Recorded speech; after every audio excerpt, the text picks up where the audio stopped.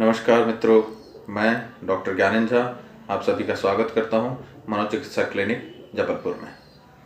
मित्रों, आज जिस विषय पर मैं बात करने जा रहा हूं उस विषय पर पहले भी मैंने वीडियोस अपलोड किए हैं। विषय है ओसीडी। अब ये वीडियो ओसीडी पर फिर मैं क्यों बना रहा हूँ जबकि पहले ही मैं वीडियो अपलोड कर चुका हूँ। तो मित्रों, मुख्य वजह इस वीडियो को बनाने के पीछे जो है वह यह है कि ओसीडी जो होता है वह बहुत प्रकार से अपने आप को व्यक्त करता है। उसके सिम्टम्स बहुत किस्म के होते हैं और अमूमन जनमानस ओसीडी को गंदगी की बीमारी की तरह लेता है। मतलब अक्सर ही मेरे पास मरीज आते हैं और मुझे जानकर प्रसन्नता होती है कि कम से कम उनमें से बहुतायत को यह जानकारी होती है कि अगर व्यक्ति अपने आप को बार बार साफ कर रहा है, बहुत ज़्यादा सफाई कर रहा है, ज़रूरत से बहुत ज़्यादा सफाई कर रहा है, तो वह कहीं ना कहीं यह मानसिक रोग की कैटेगरी में आता है जिसको ओसीडी कहते हैं। लेकिन दुख का विषय यह है कि जो ओसीडी है वह केवल जरूरत से ज़्यादा सफाई करने की बीमारी मात्र तक सीमित नहीं है। यह ऑब्सेशन ऑफ कंटेमिनेशन या कंपल्सन ऑफ वॉशिंग यह केवल एक किस्म का ओसीडी है। ऐसे बहुत किस्म के ओसीडी होते हैं। इसी कड़ी में आज मैं आपको जो ओसीडी का एक केस आपके साथ शेयर करने जा रहा हूँ। अभी कल ही का दिन है जब मेरे पास में एक पेशेंट आई अपने पति के साथ। वो मेरे पास पहुंची और विगत 10 वर्षों से वो शादीशुदा हैं। अब देखिए, इस केस को उठाने के पीछे का एक बहुत बड़ा कारण है जो कि आप अभी समझ जाएंगे जैसे जैसे मैं बताऊंगा आपको इस केस के बारे में। वो यह है कि ओसीडी या ऑब्सेसिव कंपल्सिव डिसऑर्डर में थॉट में परेशानी हो सकती है, एक इम्पल्स आ सकता है या इमेज आ सकते हैं। थॉट जैसे अभी हमने बात की कि भाई ये चीज़ साफ नहीं है, जबकि वो चीज़ बिल्कुल साफ है। जैसे व्यक्ति साफ नहीं है, वह 2 बार नहा रहा है, 5 बार नहा रहा है, 10 बार नहा रहा है। कोई चीज़ साफ नहीं है, वो उसे 15 बार साफ कर रहा है। यह थॉट की परेशानी हो गई। थॉट इम्पल्स जैसे कई लोगों में इम्पल्स आता है कि मैं फला व्यक्ति को मार दूँ, मैं इसे मार दूँ। एग्रेसिव है ना, इम्पल्स, एग्रेशन का इम्पल्स। क्यों मार दूँ नहीं पता, इच्छा है। क्यों आए नहीं पता, क्या कोई दुश्मनी नहीं, क्या कोई बैर नहीं, ऐसा मन में आता है। क्यों आता है नहीं पता। इस विचार से आपको दुख जी बहुत क्यों नहीं आना चाहिए, ऐसा आता है। इम्पल्स और इमेज, किसी भी चीज को लेके अनचाहे में जाना। अब जैसे इस केस में ये जो स्त्री है मेरे पास आई, ये लगभग 40 बरस की स्त्री है और इनका कहना जो प्रेजेंटेशन था, जब मैंने पूछा कि आपको दिक्कत क्या है तो उन्होंने कहा कि विगत 3 महीनों से मुझे ऐसा लगता है कि मैं और मेरे हस्बैंड कंपेटेबल नहीं। कंपेटेबल कैसे? On basis of looks. मतलब एक आइडिया उनके दिमाग में आया कि उनका मैच उनके हस्बैंड के साथ नहीं होता है, ये मिसमैच है। अब ये जो आइडिया है उसको वो बिल्कुल ही रिजेक्ट कर रही हैं। कहने का मतलब ये है कि उन्होंने साफ कहा अपने पति के सामने, अपने पति के पीछे कि उनका जो परिवार है, उनका जो यह रिश्ता है बहुत खूबसूरत रिश्ता है और उनका जो पति है वो पूर्णतः उन पर समर्पित है और यह भी उन पर, अपने पति पर पूर्णतः समर्पित हैं। किसी भी प्रकार से उनका दाम्पत्य जीवन प्रसन्नता से कट रहा है। हाँ, यह जो विचार है यह उसको खाया जा रहा है कि ऐसा विचार क्यों आ रहा है। वह इस विचार को रोकने का प्रयत्न कर रही हैं लेकिन रोक नहीं पा रही हैं। विचार आता जा रहा है, बार बार आ रहा है। स्थिति ऐसी हो गई है कि अब वह अगर अपने मोबाइल में फेसबुक ऑपरेट कर रही हैं और किसी मेल का चेहरा देखती हैं तो वो मैच करती हैं कि ये मेरे साथ मैच है या मैच नहीं है। अब यह वो करना नहीं चाहती हैं, ये इनवॉलंटरली उनसे हो रहा है कि यह मैच हो रहा है, यह मैच नहीं हो रहा है, यह मैच हो रहा है, यह मैच नहीं हो रहा है। और यह प्रक्रिया निरंतर हो रही है, उनके रोकने के बावजूद हो रही है। अब जब यह प्रक्रिया उन्होंने बहुत कोशिश कर ली, तरह तरह से योग मेडिटेशन का साथ ले लिया, लेकिन यह नहीं गया। तब थक हार कर उन्होंने अपने पति से अपने इस विचार को साझा किया। जबकि यह विचार साझा करना बहुत ही कठिन था और बहुत ही हेजिटेशन हो सकता है किसी भी एक पत्नी या पति को इस प्रकार के विचार को साझा करने में, लेकिन इन स्त्री ने बहुत ही करेज का प्रदर्शन किया और अपने पति से स्पष्ट तौर से यह बात बताया कि मेरे साथ ऐसा हो रहा है कि मैं लोगों के चेहरे को, न केवल मोबाइल पे बल्कि घूमते फिरते जब कोई मेल उसे दिखाई पड़ता है तो वह देखती है कि क्या यह मेरे साथ मैच करता है, क्या मेरा इसके साथ मैच बनता है या नहीं बनता है। और यह विचार निरंतर उसे ग्रसित किए हुए हैं। उसके रोकने के पश्चात भी वह ऐसे विचारों को नहीं रोक पा रही है और यह विचार उसको खाए जा रहा है और उसके मन में ग्लानि का प्रादुर्भाव हो रहा है। उसे बहुत गिल्ट की अनुभूति हो रही है कि क्यों इस प्रकार के गंदे विचार उसके मन में आ रहे हैं, समा रहे हैं।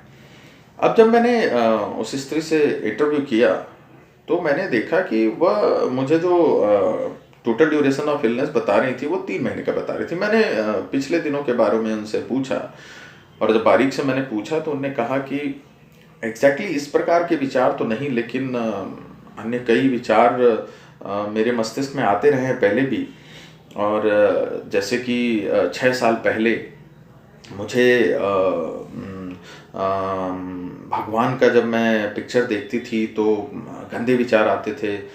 कई विचार आते थे जो सेक्सुअल कंटेंट लिए हुए होते थे, जिसका रिलेशन गॉड से होता था, गॉडेस से होता था। कई बार ऐसे विचार आते थे कि मैं गॉड के पिक्चर को किक कर रही हूँ, पैरों से मार रही हूँ।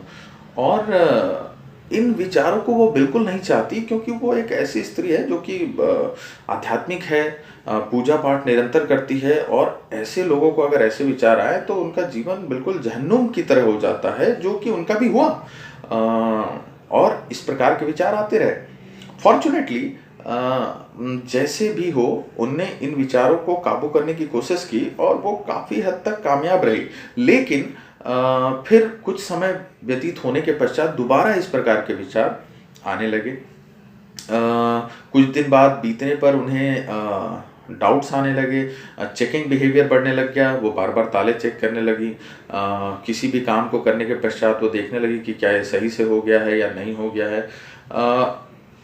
अगर सरल शब्दों में कहें तो उसे शंका होने लगी कि ये काम मैंने कर लिया है या कुछ छूट गया है, और वो बार बार किसी चीज़ को करने लगी। और इस प्रकार से यह सिम्टम्स आते थे, लक्षण कुछ दिन रहते थे, फिर वह दबते थे, बहुत हल्के हो जाते थे और दोबारा कुछ दिन पश्चात इस प्रकार के लक्षण आने लगते थे।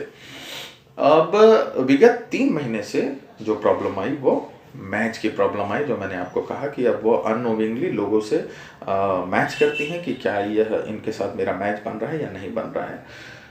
अब देखिए, ये तो हो गया पूरा वाकया, पूरी हिस्ट्री कि इस प्रकार से पेशेंट आया और मेरे सामने प्रेजेंट किया। मैं इस मरीज को सराहना चाहूँगा और इनकी तारीफ़ करना चाहूँगा और साथ ही साथ यह भी कहना चाहूँगा कि वाकई इनके दाम्पत्य जीवन में एक बहुत ही स्ट्रॉन्ग बॉन्डिंग है, बहुत ही प्रेम से भरा हुआ इनका संबंध है, जो इनने इतनी साहस दिखाया कि अपने पुरुष से ऐसी बातों को साझा किया जिसको साझा करने से पहले कोई स्त्री 50 बार सोचेगी। निश्चित तौर पर इस मरीज ने भी सोचा, लेकिन जब उसे यकीन हुआ कि ऐसा कुछ भी नहीं है और मेरा मेरे पति के प्रति पूरा समर्पण है और वैसे ही वाइस वर्सा पति का पत्नी पर पूरा समर्पण है, तो हिम्मत करके उनने यह बात उनसे साझा की। उसके पश्चात दोनों ने अपने मस्तिष्क को लगाया और सोचा कि ये क्या हो सकता है। दुर्भाग्यवश कुछ लोगों से जब उनके पति ने डिस्कस किया, अपने गहरे मित्रों से, परिवारजनों से, तो उनका कहना था कि ये किसी किस्म की हवा का असर हो सकता है, ये हमारी बहू की राशि पे किसी किस्म का कोई दोष हो सकता है। और दुर्भाग्य तो ये है कि यह बात स्वयं उनके पति ने मेरे साथ साझा किया। लेकिन साथ ही साथ जब उन्होंने जो सोशल मीडिया में ढूंढा तो उन्हें यह लगा कि नहीं, संभवतः यह कोई मानसिक रोग भी हो सकता है, तो क्यों ना इसके लिए हमें परामर्श हेतु जाना चाहिए। और यह बात मुझसे मरीज ने कहा कि जब वह देखी तो उन्हें यह ज्ञात हुआ मेरे बताने से पहले कि जब मैं उन्हें यह बताने जा रहा था कि आप किस रोग से ग्रसित हैं, उन्होंने मुझसे कहा कि डॉक्टर साहब कहीं मैं ओसीडी से तो ग्रसित नहीं हूँ। तो यह बात सुनकर मुझे प्रसन्नता हुई कि कम से कम आम जनमानस में, आम जनमानस इसलिए कह रहा हूँ क्योंकि वो बहुत ही सामान्य परिवार से रिप्रेजेंट कर रही थी और उनका लिटरेसी स्टेटस भी बहुत ही ज़्यादा नहीं था। वह 12वीं तक पढ़ी हुई स्त्री थी और एक हाउसवाइफ थी और उनके पति महोदय भी एक सामान्य सा बिजनेस कर रहे हैं और उनका भी एजुकेशन लेवल लो ही है। तो इस बात से प्रसन्नता भी हुई कि कम से कम इस ऐसे परिवार में यह बात हुई कि यह मानसिक रोग तो नहीं हो सकता, क्योंकि ये बात तो हम रोज़ ही सुनते हैं कि ये किसी हवाओं का असर है, ये भूत बाधा है, ये प्रेत बाधा है, यह राशि दोष है, ये तो हम लगभग हर रोज़ देखते हैं। लेकिन जब मैं यह देखने लगूं कि मेरे पास आया मरीज मुझे डायग्नोसिस पे बात कर रहा है, मुझसे कह रहा है कि सर कहीं यह ओसीडी तो नहीं हो रहा है, तो मैं यह समझता हूँ कि मेरा मरीज जागरूक हो रहा है, उसे जानकारी प्राप्त हो रही है। और यह सुनकर मुझे काफ़ी खुशी होती है, क्योंकि इसी क्लिनिक में मैंने ऐसे भी ओसीडी के पेशेंट्स को देखे हैं जो 20 और 25 वर्षों से ओसीडी से ग्रसित होने के बावजूद, और न केवल ग्रसित होने के लिए बल्कि वो कहीं से ट्रीटमेंट भी ले रहे हैं, उसके पश्चात भी उन्हें यह जानकारी ही नहीं कि वह किस रोग से ग्रसित है। कहीं ना कहीं इसमें मैं उनके अवेयरनेस लेवल को ही रिस्पॉन्सिबल ठहराऊंगा, क्योंकि जब आप जाते हैं तो आपको यह जानकारी होना चाहिए कि भाई मैं किस रोग से ग्रसित हूँ। जब आपको एक छोटा सा मलेरिया का संक्रमण होता है या सिंपल फीवर होता है, सीजनल फीवर होता है, तो आप डॉक्टर से पूछते हैं कि सर मुझे क्या हुआ होगा। डॉक्टर आपको बता पाता है, कई बार नहीं बता पाता, कई बार आपकी डायग्नोसिस बनती है, कई बार आपकी डायग्नोसिस क्वेरी में रह जाती है, लेकिन आप कहते हैं कि डॉक्टर साहब हम मलेरिया से ग्रसित थे, हम टाइफाइड से ग्रसित थे, हम पीलिया से ग्रसित थे। तो मैं चाहता हूँ कि वो हर एक व्यक्ति जो किसी भी मानसिक रोग से ग्रसित है उसे यह जानकारी होना चाहिए कि वह किस मानसिक रोग से ग्रसित है और इस मानसिक रोग का कोर्स क्या होता है और इसमें ठीक होने की संभावना कितनी होती है और किस प्रकार से ट्रीटमेंट आगे बढ़ता है। इसका एक मोटा मोटा प्रारूप अगर आपके पास है तो निश्चित तौर पर आपका मन शांत रहेगा और आप ट्रीटमेंट में अपने डॉक्टर की मदद करेंगे, ट्रीटमेंट में परिवारजन मदद करेंगे उस पेशेंट की। तो मित्रों, ये था ओसीडी का एक नया रूप जो कि हो सकता है आप में से बहुत सारे लोग न जानते हों। इसमें मुख्य बात यह है कि कोई विचार आपके मस्तिष्क में आता है, कोई आइडिया आपके मस्तिष्क में आता है जो कि कहीं बाहर से नहीं होता है। निश्चित तौर पर आप समझते हैं कि आपका कोई विचार आ रहा है, लेकिन ऐसा विचार आ रहा है जो बिल्कुल भी आप नहीं चाहते हैं। एक अनचाहा विचार आ रहा है जो गंदा विचार हो सकता है अपने परिवारजन के लिए, देवी देवताओं के लिए या किसी भी पर स्त्री या पर पुरुष के लिए, जिसे बार बार रोकने के कोशिशों के बावजूद वो ना रुक रहा हो, मतलब इंट्रूसिव हो और आपको परेशान किए दे रहा हो।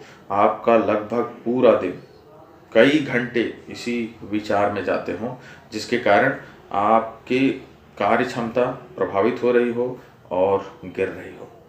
तो मित्रों, मैं इस प्रकार के अन्य वीडियो आपके साथ साझा करता रहूँगा। आपसे केवल यही उम्मीद है कि इन वीडियोस को ज़्यादा से ज़्यादा शेयर करें, मेरे वीडियोस को लाइक करें, अपने कमेंट भेजें, ताकि आम जनमानस मानसिक रोगों के प्रति जागरूक हो सके और हम एक मजबूत समाज जो कि मानसिक और शारीरिक तौर पर स्वस्थ हो का निर्माण कर सके।